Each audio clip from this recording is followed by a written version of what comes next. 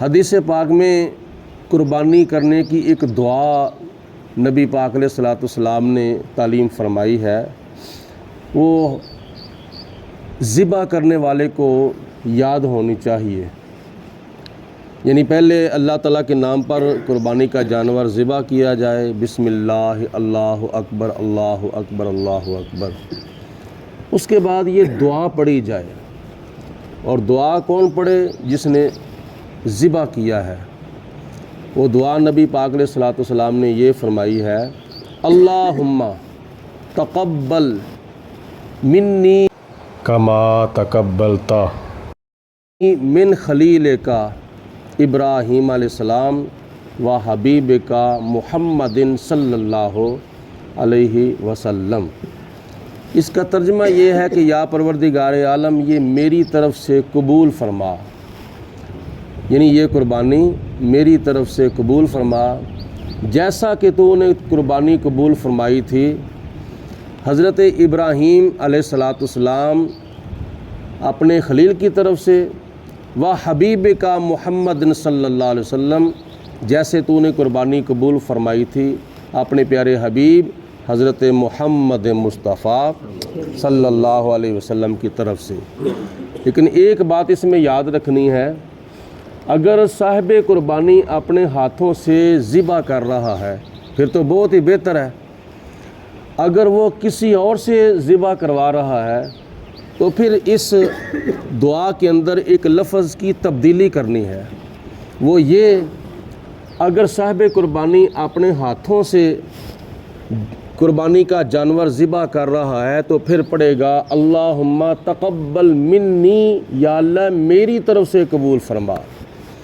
اگر وہ کسی اور سے ذبح کروا رہا ہے، اگر وہ کسی اور سے ذبح کروا رہا ہے تو پھر وہ دعا پڑھے گا اللہم تقبل من فلاں بن فلاں، وہاں لفظ من پڑھ کے اس کا نام لے گا، اللہم تقبل من فلاں بن فلاں کما تقبلتا من خلیل کا ابراہیم علیہ السلام و حبیب کا محمد صلی اللہ علیہ وسلم، جس کا ترجمہ یہ بنتا ہے کہ یا پروردگار عالم، یہ قربانی فلاں بن فلاں کی طرف سے قبول فرما۔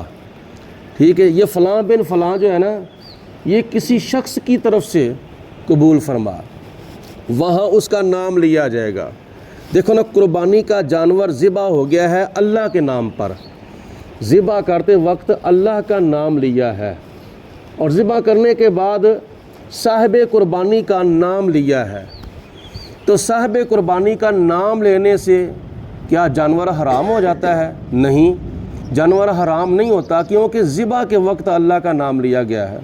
آج کئی لوگ ہیں، انہوں نے یہ عقیدہ بنایا ہوا ہے کہ جس چیز کے اوپر اللہ کے سوا کسی اور کا نام آ جائے تو وہ چیز حرام ہو جاتی ہے، جیسا کہ 11ویں شریف کا ختم پاک ہے، یا کل شریف کا ختم پاک، یا چیلم کا ختم پاک، یا کوئی اور کیا نام ہے فنکشن ہوتا ہے تو کسی بزرگ کے نام کا ختم پاک پڑھا جاتا ہے تو اس کا ثواب جو ہے وہ اس کی روح کو پہنچایا جاتا ہے۔ تو کئی لوگ کہتے ہیں کہ یہ چیز حرام ہو گئی ہے، کیوں؟ اس کے اوپر غیر اللہ کا نام آ گیا ہے، اللہ کے سوا کسی اور کا نام آ گیا ہے۔ دلیل کیا پیش کرتے ہیں؟ وما اہل بہ لغیر اللہ، وہ کہتے ہیں کہ جس چیز کے اوپر اللہ کے سوا کسی اور کا نام آ جائے وہ چیز حرام ہو جاتی ہے۔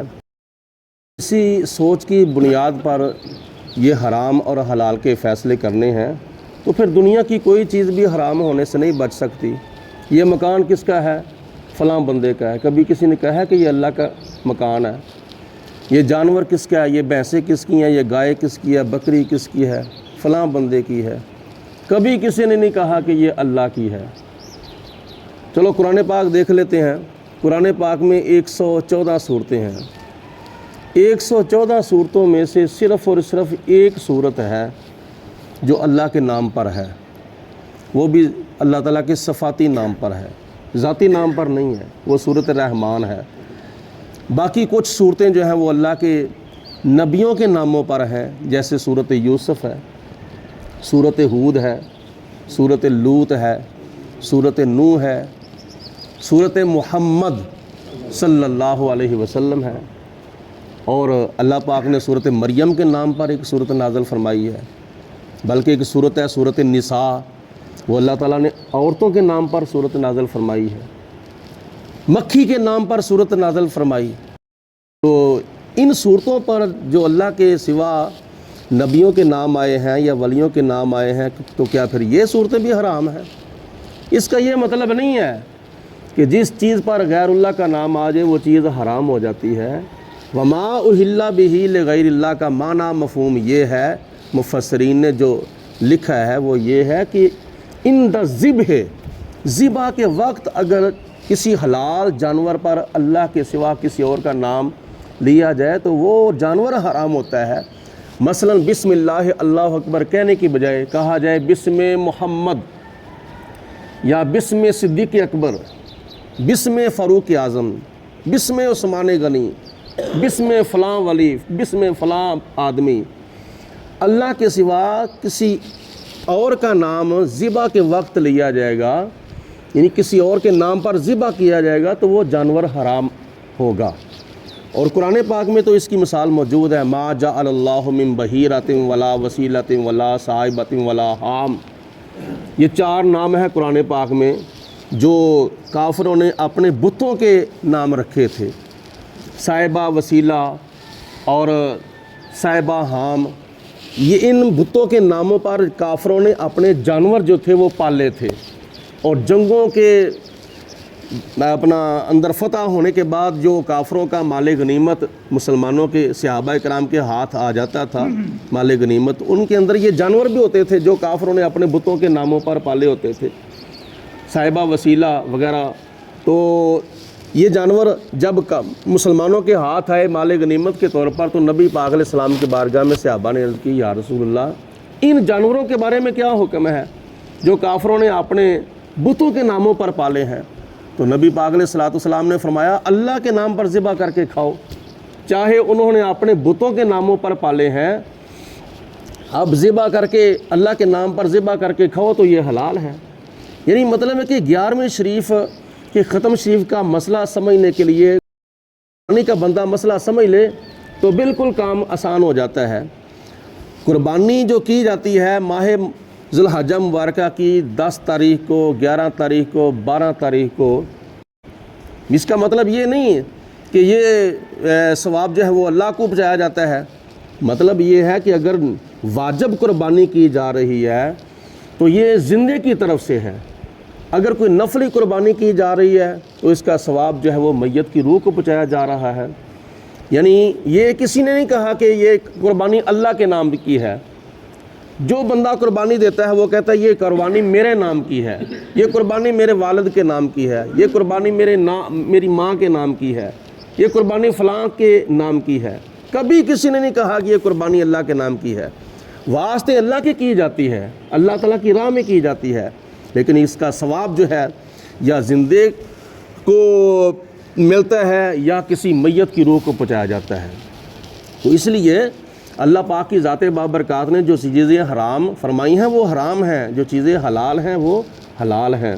اللہ پاک کی ذات ہم سب کو عمل کرنے کی توفیق عطا فرمائے، اور جن لوگوں نے قربانیاں کرنی ہیں اللہ پاک ان کی قربانیاں اپنی بارگاہ میں قبول و منظور فرمائے۔ جو لوگ ہمارے مسلمان بہن بھائی حج بیت اللہ کے لیے گئے ہیں اور اللہ تعالیٰ ان کا حج اپنی بارگاہ میں قبول فرمائے۔ درود پاک پڑھیں، الصلاۃ والسلام علیک یا سیدی یا رسول اللہ وعلی آلک واصحابک یا سیدی یا حبیب اللہ، الصلاۃ والسلام علیک یا رحمۃ للعالمین وعلی آلک واصحابک یا خاتم النبیین، اللہم صلی علی سیدنا ومولانا محمد معدن الجود والکرم وآلہ واصحابہ وبارک وسلم۔ ربنا ظلمنا انفسنا وإن لم تغفر لنا وترحمنا لنکونن من الخاسرین۔ اللہم ربنا تقبل منا انک انت السمیع العلیم وارنا مناسکنا وتب علینا انک انت التواب الرحیم۔ یا پروردگار عالم اپنا فضل و کرم، رحمت برکتیں، انعام و اکرام، دین و دنیا کے نعمتیں برکتیں، دنیا اور آخرت کی کامیابیاں، قبر و حشر میں نبی پاک علیہ السلام کی زیارت اور شفاعت، محشر کے میدان میں عرش الہی کا سایہ، قیامت کے دن نامہ اعمال ہمارے دائیں ہاتھ میں نصیب فرما۔ یا پروردگار عالم، نبی پاک علیہ الصلوۃ والسلام کے طفیل ہمیں دنیا اور آخرت کی کامیابیاں عطا فرما۔ الہ العالمین ہمارے تمام فوت شدگان کی بخشش فرما۔ جو زندہ ہیں یا اللہ پاک ان کو توبہ کی توفیق عطا فرما، سب کو دین کے قریب ہونے کی توفیق اور 5 وقت کی نماز ادا کرنے کی توفیق عطا فرما۔ بے ہدایتوں کو ہدایت عطا فرما۔ یا اللہ پاک بے نمازوں کو 5 وقت کا نمازی بنا، ان کو قرآن کا قاری بنا، ان کو میدان جہاد کا غازی بنا، ان کو سخاوت کا سخی بنا، ان کو کعبے کا حاجی بنا۔ الہ العالمین ہم سب کو مرتے وقت کلمہ پڑھنا نصیب فرما۔ وصلی اللہ علی حبیبہ محمد وآلہ وصحبہ اجمعین برحمتک۔